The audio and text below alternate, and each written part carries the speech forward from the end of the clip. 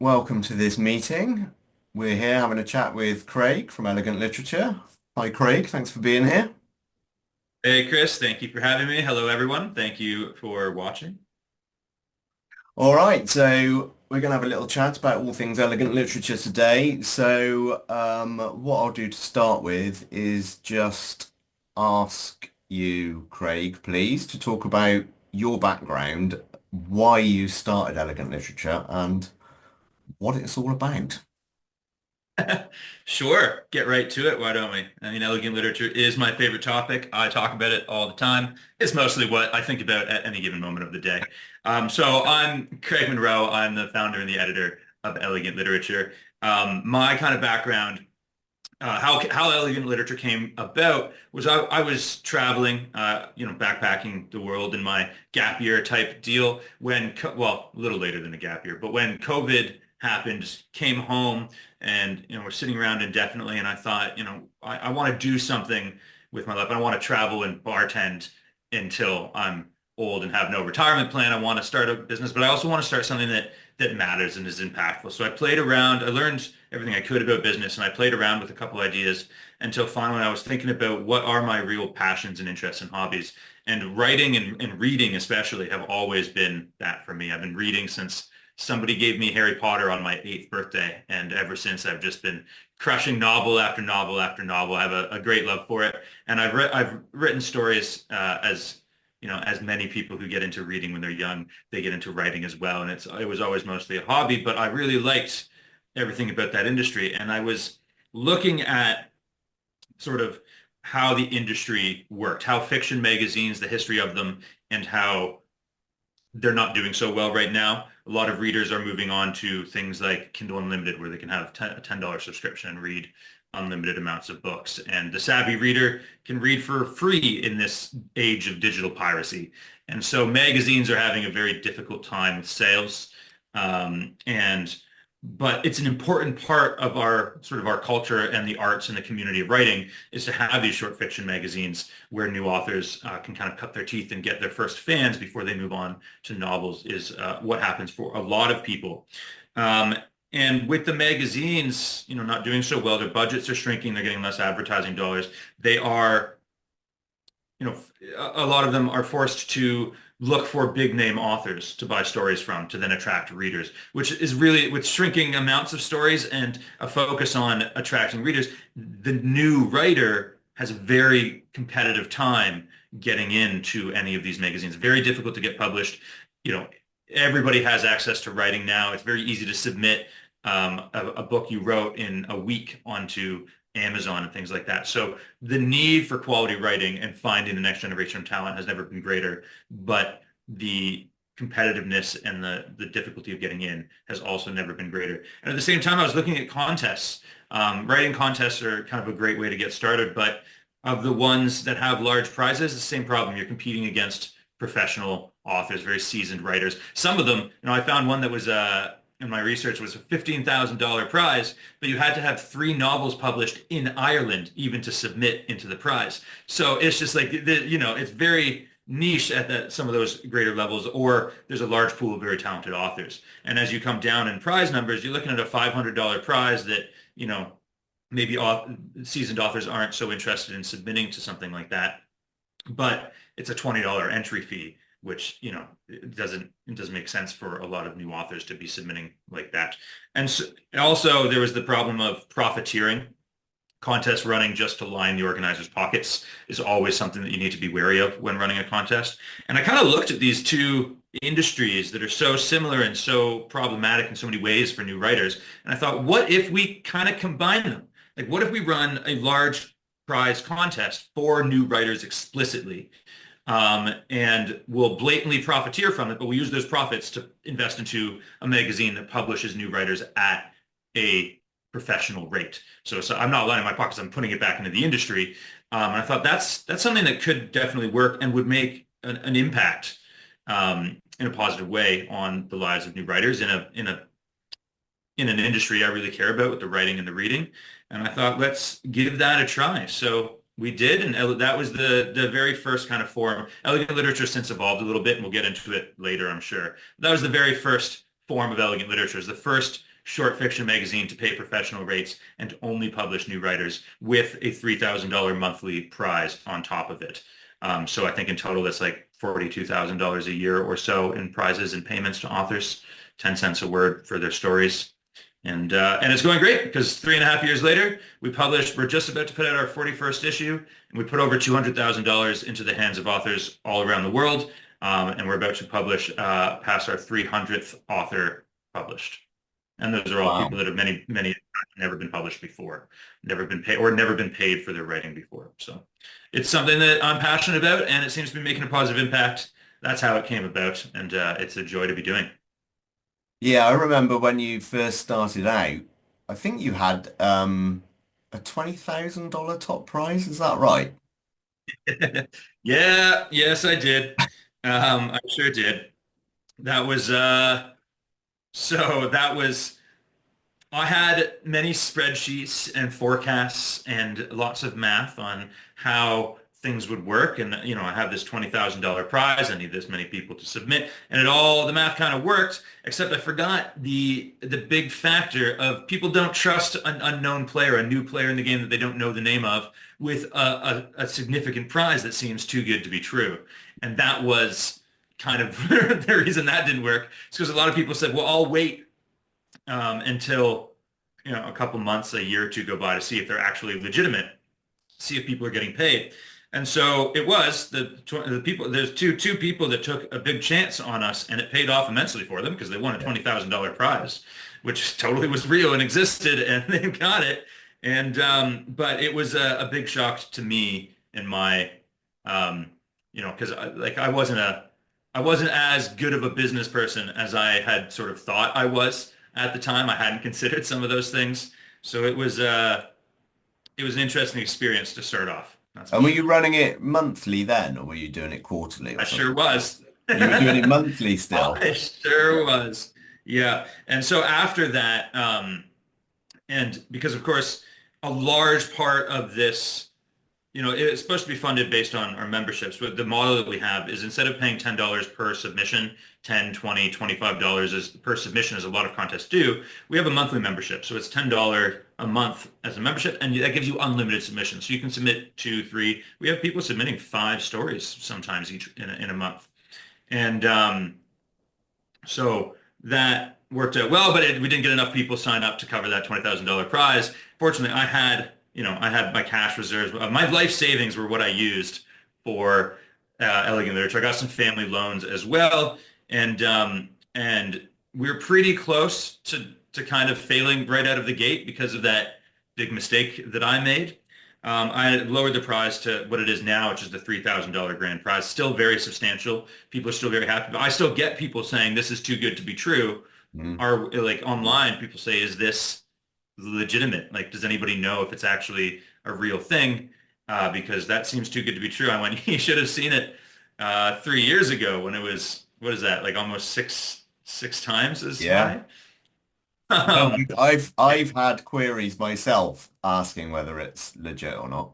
I always go, yep, Yeah, certainly yeah. I is. mean, it is. We've got the magazine is free to read because we work on this sort of membership basis. Mm. We don't need to charge people a subscription fee for the magazine. So we're not looking for $3 for readers. So that also, one, you can vet us by going and reading all 40 issues of the magazine that are currently out on the website. You can just download them. There's no charge, and you can read. That's over 400 stories by new authors that have been paid professional rates. So we have that open history, but it also allows us to get the magazine into more readers' hands without worrying about how to convince them to buy it. So we get, the spreading the word about our new authors as much as possible. Yeah, which is great. Um, are you the highest monthly paying competition out there? I don't know if I know of anyone that gives away that I much a haven't, month. I haven't heard of anyone else that gives anything a monthly basis like we do. Uh, No. I've looked, always kind of interested to see. Somebody else could, but I had to. There was a long time where I was just financing it out of my own pocket while we tried to make it work. After that, after sort of the $20,000 fiasco out of the gate, I used up a lot of my money, a lot of the savings that were supposed to be for longevity. And I was thinking about throwing in the towel. Do I quit this before, I really run into some serious trouble? And but then I'd get emails from people that we publish saying, "Thank you so much. Like I was about to quit writing, and this is the first time somebody's sort of taken my writing seriously and published it and given me some sort of validation. So I'm gonna stick with it." And so receiving positive, sentiments like that, testimony, like how we have hundreds of testimonials now. But I was kind of like, I can't quit if we're making this kind of positive impact. Like I've got to do everything I can to see this through. And we did, and it's working now. And hopefully one day we get back up to that $20,000 prize because I would love that. Might spread it out among more people at that level, but you know, Yeah. uh, or maybe one a year or something. And I don't know. We'll get there. We're not quite to that level yet, but we have really great things. We had a woman that was published with us four times, which is the limit that you can be published with elegant literature. After four times, we consider you a professional, and a fifth time in elegant literature isn't going to get you do anything for your career. You're better off finding other places to publish. So four is kind of our maximum. On her fourth publication, she ended up winning the grand prize. And when I was talking to her in our interview with the winner, she told me that the getting published like this and then winning the prize has really she's always wanted to go into writing, but she's never felt confident in it.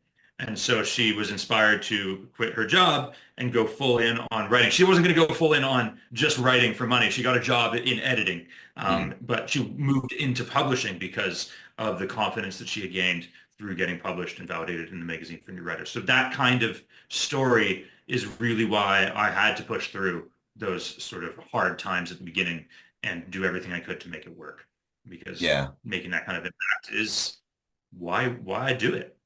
Yeah. And that's better than making money, to be honest, isn't it? You know? Yeah.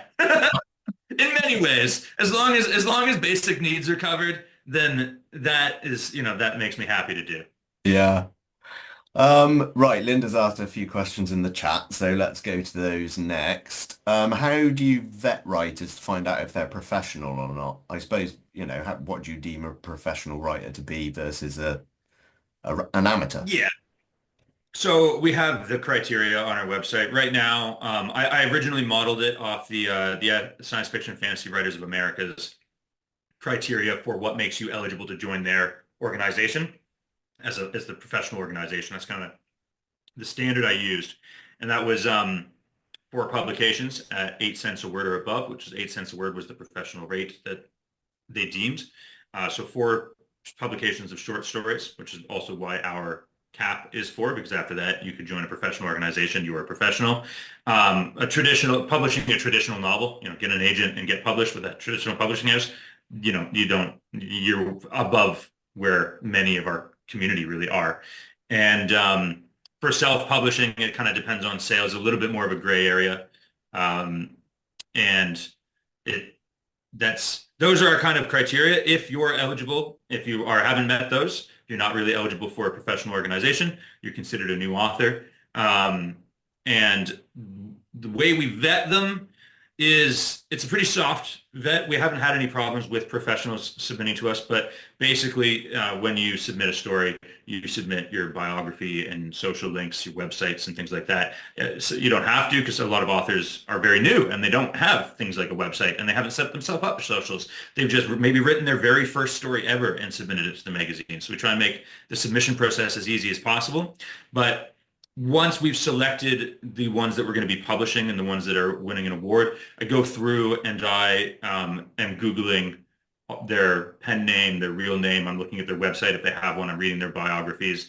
And in many cases, it's very easy because people say, I'm a brand new writer. I'm really excited to be here. They don't have a professional biography. Very obvious right away that they're new to the game.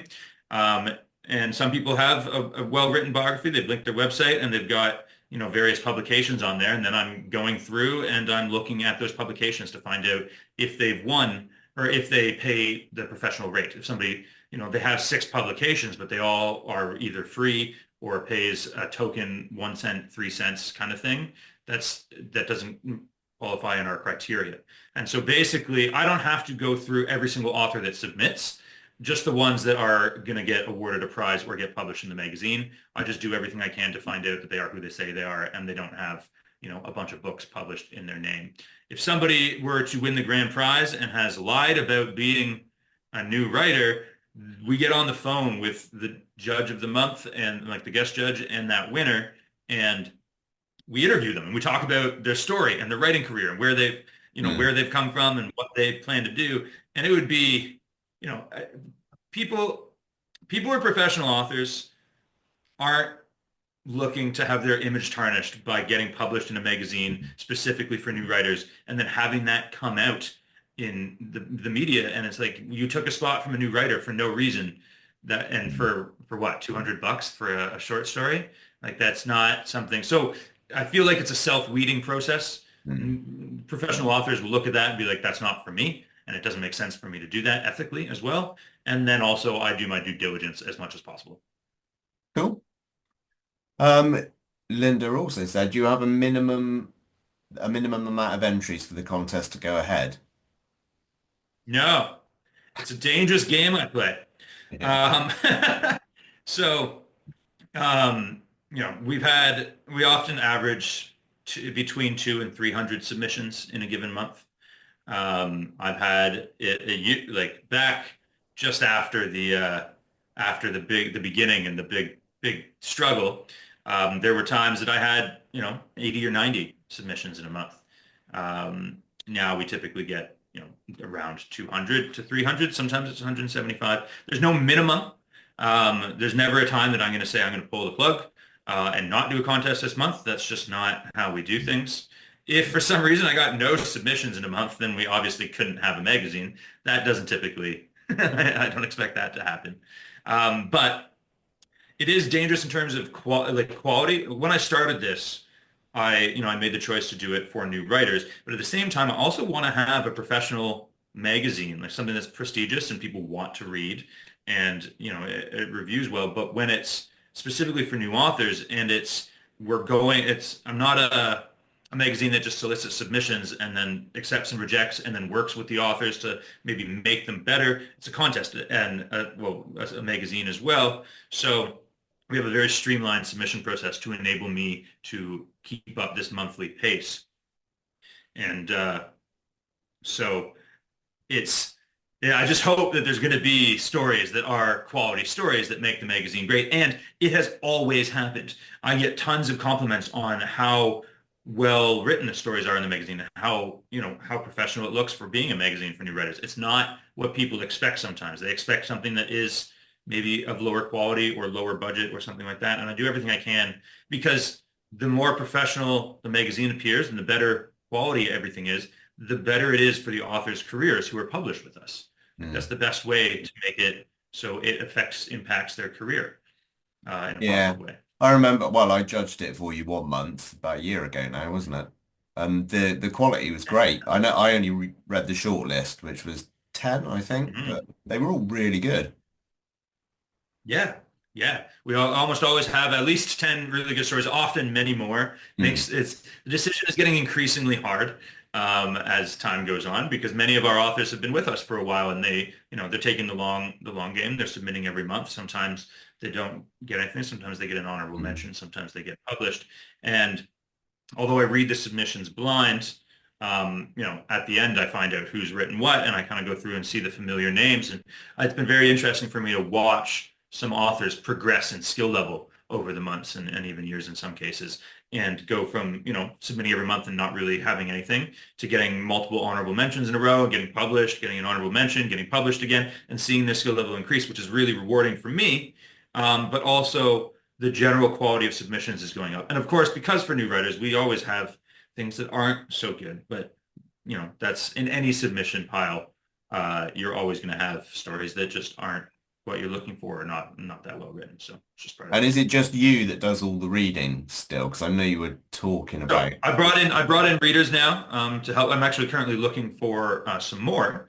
Originally, it was me doing all of the reading and doing everything. In fact, like I built the website, wrote the copy, learned how to create a magazine in InDesign, and formatting everything and all this crazy stuff, doing the marketing and the media and the outreach and pretty much everything that needed to be done, and like creating a business, doing taxes, all of that stuff. And yes, reading the stories. As quickly as I could, I brought in readers because running a contest, the most ethical thing, we want to be ethical about it.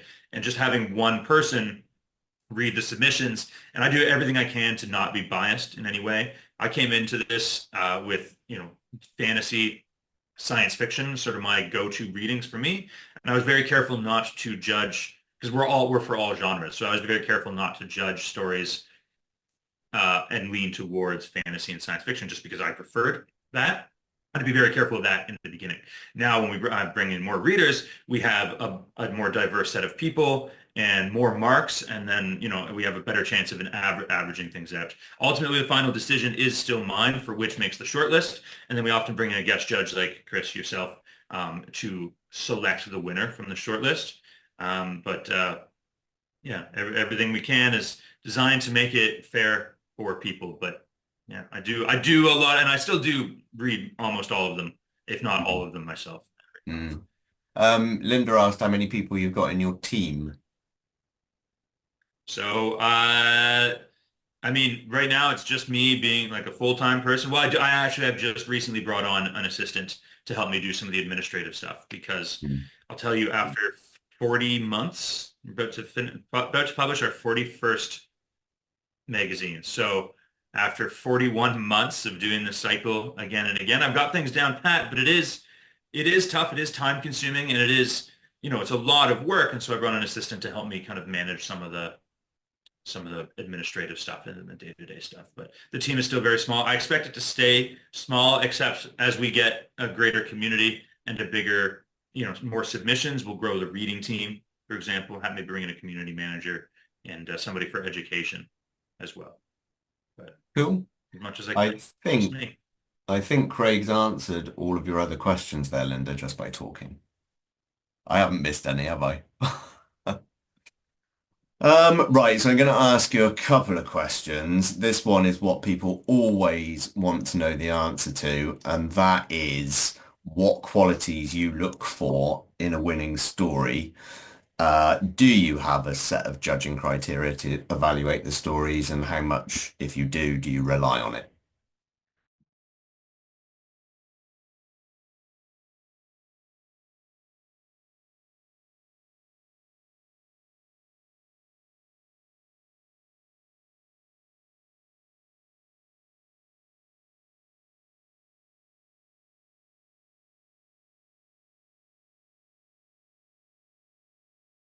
Kelly Jean's come up with a good question. What is the quickest way to get you to reject a story?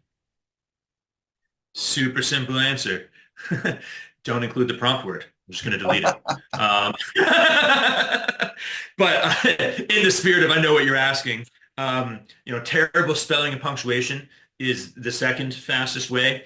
If I open it up and it's a wall of text and I don't see a single a period, and there's no paragraph break, like I'm not going to spend more than a couple seconds scanning the prose to see. I'm going to check to see if, like, for some reason it was a stylistic choice, like it's an author who chose to do that to represent a character who doesn't know about that stuff, like Flowers for Algernon. Um, that's that's terrible spelling and no punctuation for a specific reason. And so I'm always going to check to make sure that that reason doesn't exist. In most cases, it doesn't exist. We're for new writers, and people just sometimes don't know how to like use punctuate or spelling or anything like that. So that's a very fast way for me to get a single spelling mistake, not a big deal. I'll just correct that in if you're selected. I'll ignore, one or two spelling mistakes kind of throughout the text. If it's egregious, then of course, um, either you'll get rejected or you'll just get marked down in the quality of writing scenario.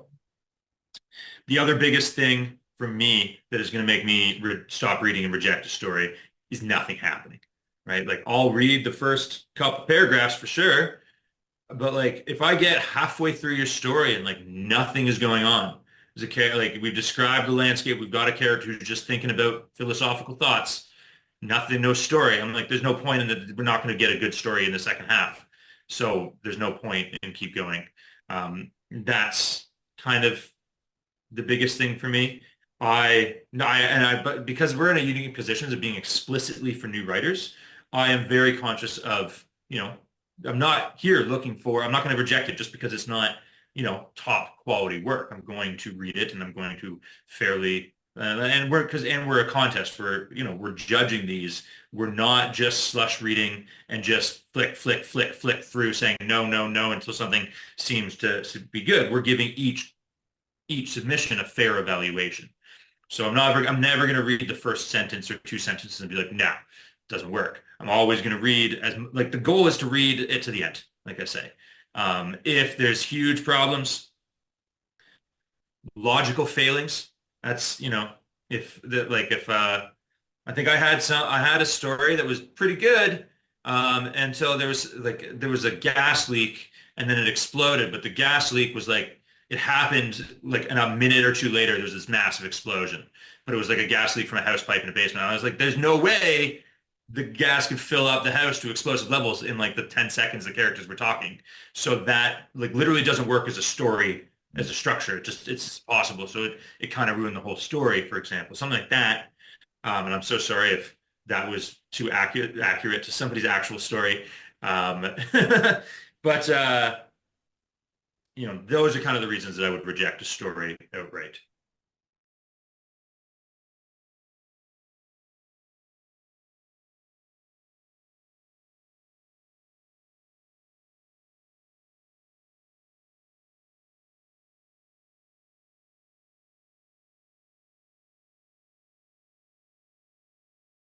All right, one final question for you. Do you have any final pearls of wisdom for writers, especially for those trying to get short stories published for the first time? Got a whole pearl necklace that I could have here. But I'll try and keep it narrowed down. So yeah, basically the people that are most likely to succeed of the authors I've met a lot of award-winning authors in the industry, and I've met a lot of newer authors, and I've met people on every stage of the journey in between. And especially what I'm kind of talking about here are the winners of our contest.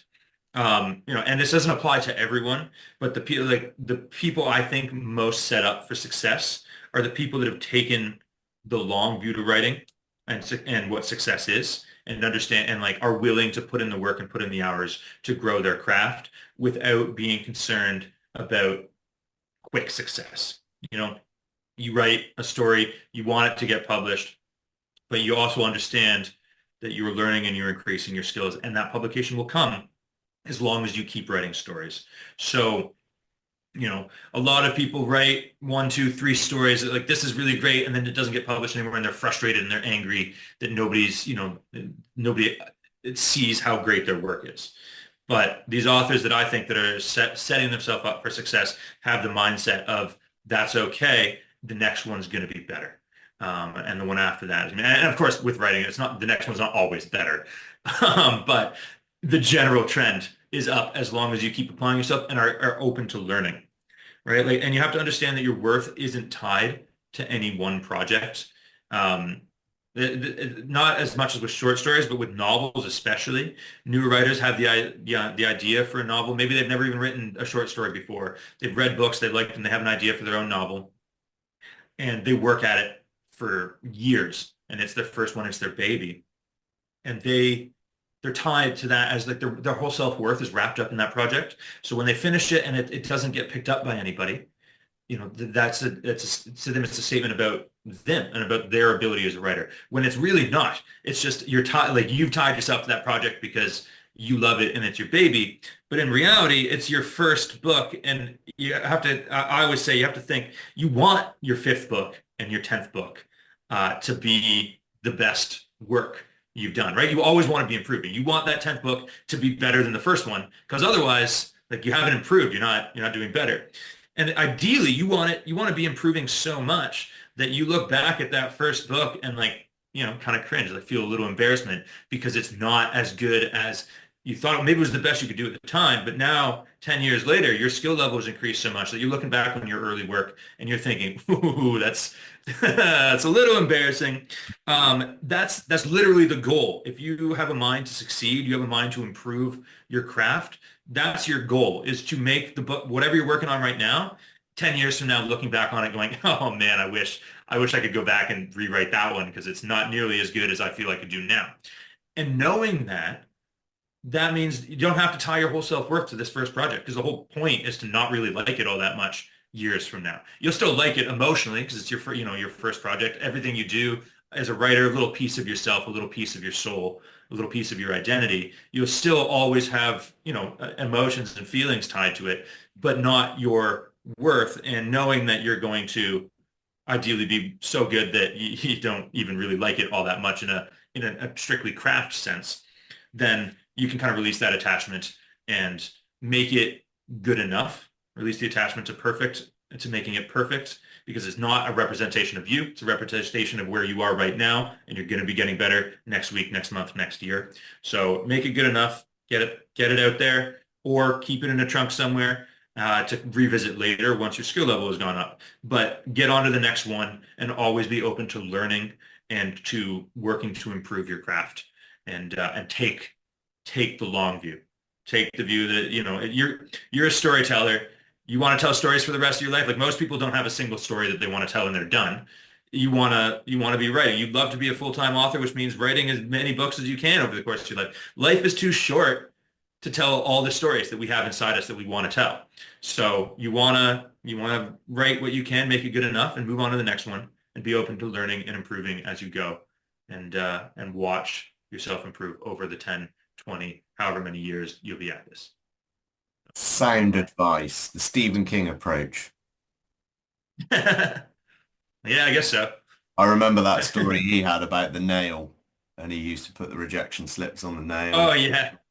And you need a bigger nail. Yeah. Yeah. Yeah. Excellent. Exactly. I wonder if he looks back on some of those early pieces and goes, I don't really like that anymore. Yeah. He talks about He's a it. special kid. He might not even remember writing. So Well, I remember his Dark Tower series is exactly what you just talked about. He wrote something, a beginning, chucked it in a drawer and found it years and years later and was like, "Oh, that's really good," and then ran with it. And that's how that whole series of books came out, and they're brilliant. They're probably his best great work. series. My favorite. Sure. Yeah. Excellent. Well, thank you very much for your time and sharing all that information so candidly. It's really, really useful to hear. Thank you. Thank you for having me. Thank you for listening so patiently. Craig, I love your ethos. Sorry, I've just lost my microphone. I don't know what happened there. I think I'm back. Sorry. Go ahead, Linda. I said, I love your ethos, your whole thing. I think it's brilliant. The way you Thank you care very about much. new writers and yeah, yeah. So great. That's the name of the game. I probably touched on this, but when actually I guess I didn't. I'll finish with this. Is when I was thinking about, I gotta write. I was one of the reasons I was traveling the world was because as much as possible I was worried about the future, and I was kind of like not nihilistic but very pessimistic about the future of the world and what we're doing to it and all these things. I wanted to see it everywhere that I could before before I couldn't anymore.